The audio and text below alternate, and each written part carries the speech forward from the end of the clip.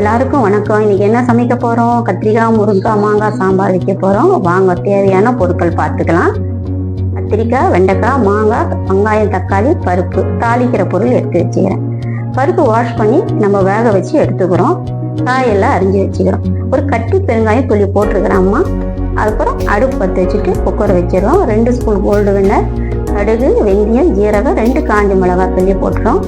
வெங்காயம் போட்டு வறுக்கிறோம். வெங்காயம் வதக்க சொல்ல அப்போதான் ஒரு ஸ்மெல்லு வரும், அருமையாக இருக்கும் அந்த வாசனை. அதுக்கப்புறம் தான் தக்காளி போடணும். தக்காளி போட்டு லைட்டாக வதக்கிறோம். வதக்கின பிறகு நம்ம அரிஞ்சு வச்சுக்கிற காயெல்லாம் அதில் போட்டு மறுபடியும் வறுத்துக்கிறோம். இப்போ வெங்காயம் தக்காளி வதங்கிடுச்சு. அரிஞ்ச வெங்காயம், கத்திரிக்காய், வெண்டைக்காய், முருங்கைக்காய் போட்டு வதக்கிக்கிறோம். மாங்காய் கடைசியில் தான் போடணும். அப்புறம் அந்த காயும் ஒரு வதக்கிறோம். தேவையான அளவு உப்பு போட்டுக்கிறோம். 3 ஸ்பூன் மிளகாத்தூள் போடுறோம். ஒரு 1.5 ஸ்பூன் தண்ணி ஊற்றுங்க. 1.5 டம்ளர் தண்ணி ஊற்றி வேக போடுங்க. அது மாதிரி வெயிட்டு போட்டுறக்கூடாது. அரை வேக்காடு தான் காய் வேகணும், வெந்துடக்கூடாது. அரை வேக்காடு வந்துடுச்சு. அப்போ ஓப்பன் பண்ணிவிட்டு நம்ம பருப்பு தண்ணி வச்சுருக்கிறோம்ல, அதை நம்ம பருப்பு ஊற்றிக்கிறோம். நல்லா மிக்ஸ் பண்ணிக்கிறோம். புளி கொஞ்சோண்டு கரைச்சி விடணும், ரொம்ப விட வேண்டாம்.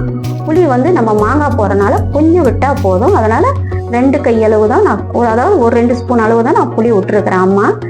1 ஸ்பூன் வெந்தயத்தூள். சாம்பாருக்கு நீங்கள் வெந்தயத்தூள் போட்டிங்கன்னா அவ்வளோ டேஸ்ட்டாக இருக்கும். அதனால் வெந்தயத்தூள், மாங்காவும் போட்டுட்டேன். 1 ஸ்பூன் வெந்தயத்தூள், கருவேப்பிலை, கொத்தமல்லி போட்டு சாம்பார் போட்டாச்சு. பார்க்கறதுக்கே கலர்ஃபுல்லாக நல்லா இருக்குல்ல.